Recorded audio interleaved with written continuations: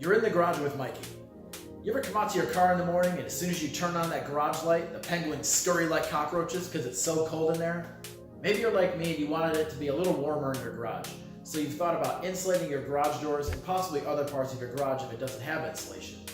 I'm going to show you how I insulated my garage doors and how I evaluated whether it really was worth it or not. You ready? Check it out.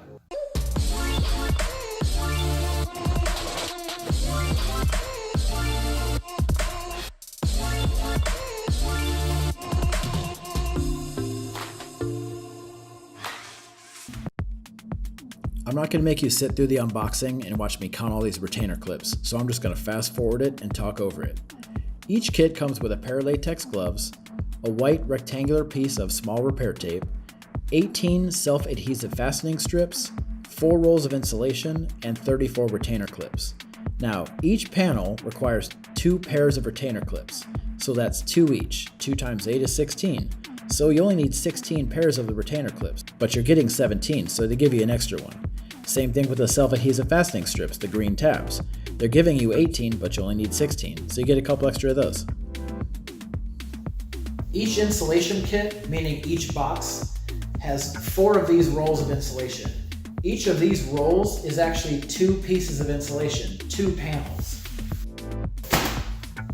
The panel I need to cover on my garage door is, and make sure you measure it inside, just under 21 inches, tall here. Now it says that the panels are 22 inches, so that's perfect. That's just enough to stuff inside. There won't be any gaps. Now the width of my opening here is 43.5 inches.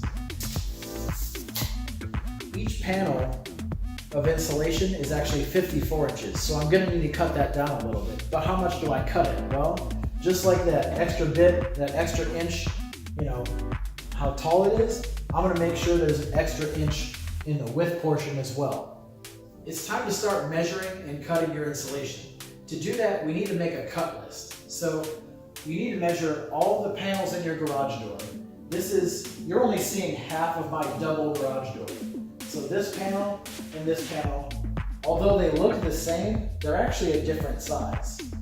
They're both the same height, but lengthwise, they're different. I also have a third car garage, which is its own single door. I'll have to go measure that. All right, it's time to cut the insulation panels to the size that you need.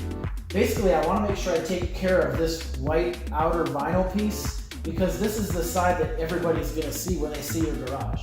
So I'm going to measure the bottom part and the top and put a tick on the bottom and a tick on the top where 44 inches is. That way when I use my straight edge, I'm on the same line, making a nice square cut on the insulation.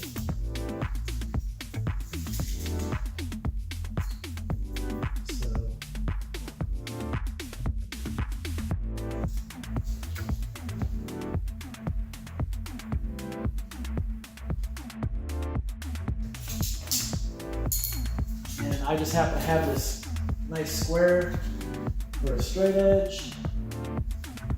Line up my pencil marks.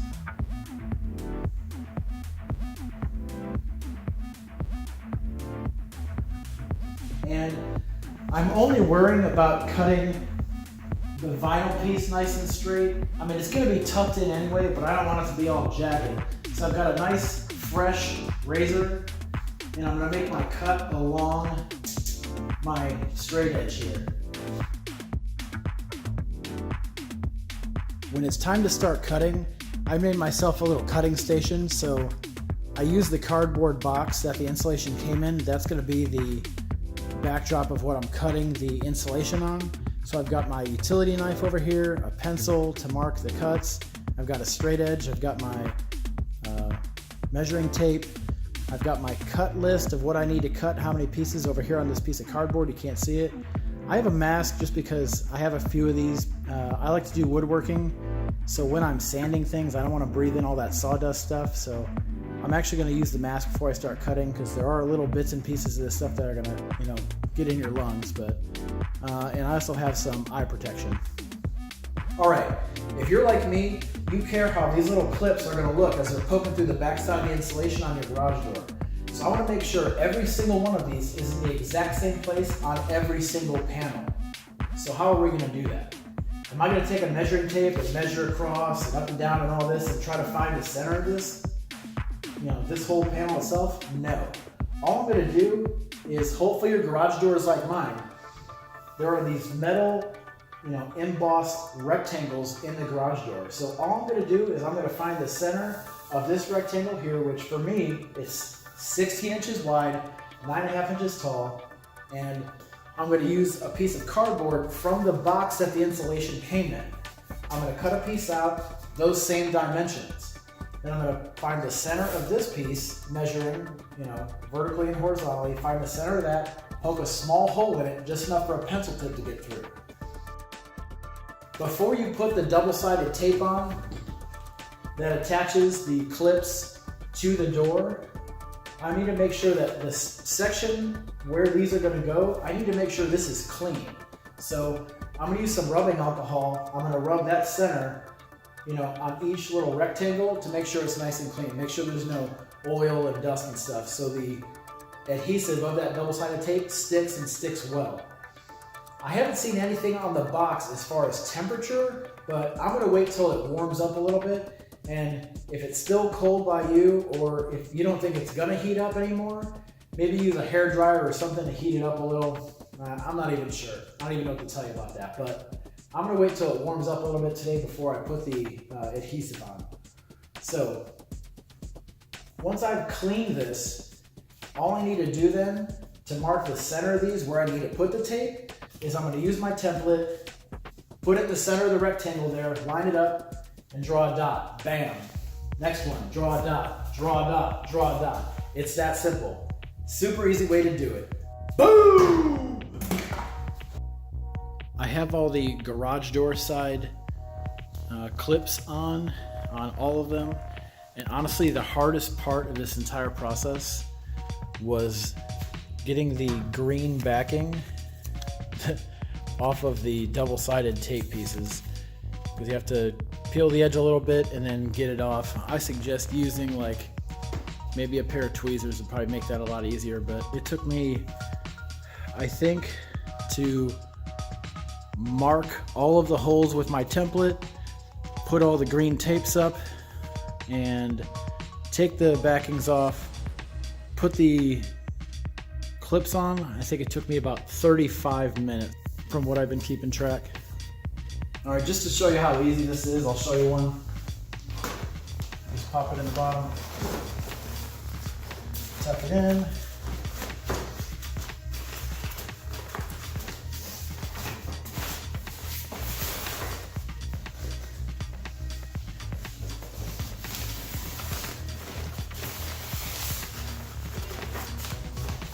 Make sure it's in place. And instead of doing the X, I was just making one single line, and I'm just finding the center of the little clip, and that's it.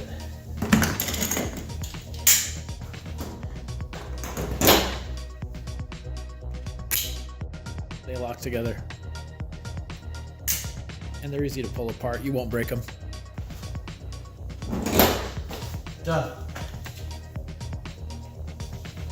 Now for the evaluation part. So what I did was I put a temperature probe outside the garage, out my driveway here, and I put one inside the garage. Then, over a 3-day period, the same time each day, I would come in the garage, I'd crank on my propane heater, turn it on until the temperature inside the garage was about 72 degrees, then I would turn it off. Then, over a 20-minute time span, I would record the temperature every 5 minutes. So that gave me 5 good temperatures, from 72 on down to wherever it was at 20 minutes. Without insulation, over that 3-day period, I had an average temperature drop of 17.2 degrees.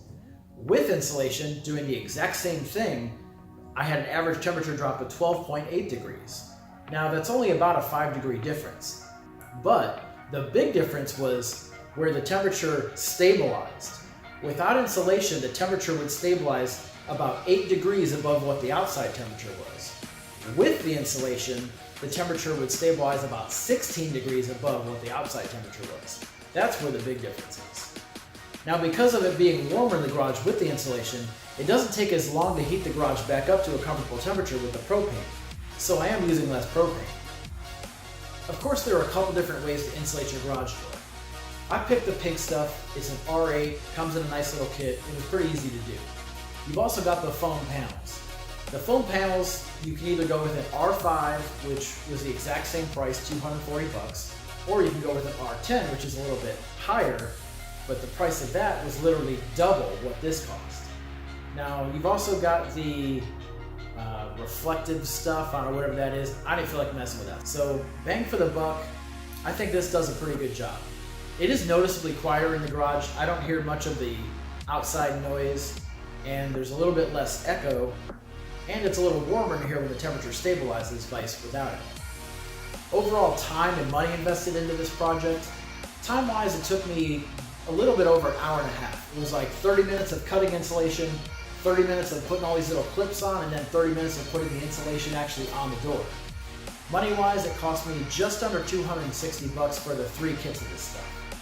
Next, I'm going to do the walls in the third car garage, which the hardest part of that is going to be taking the drywall down because it's the large sheets of drywall that go floor to ceiling. A couple things to consider. It doesn't make much sense to spend the money on insulating a garage door if the garage door itself doesn't seal well to the frame of the house. A pretty simple way to test that is go out in your garage, turn the light off. Do you see any light shining through where the garage door meets up with the house? Also, how strong is your garage door opener?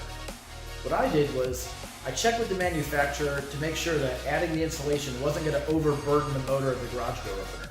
That way, I'm not spending money on doing this and a week later I'm buying a new garage door opener because I burned it out.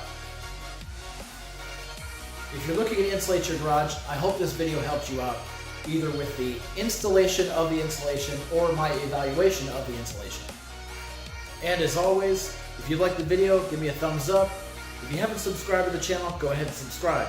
Next thing I just got the oil change kit for my M235 here, so I'm going to do that oil change DIY stuff in the next few days or so. Cool? Later.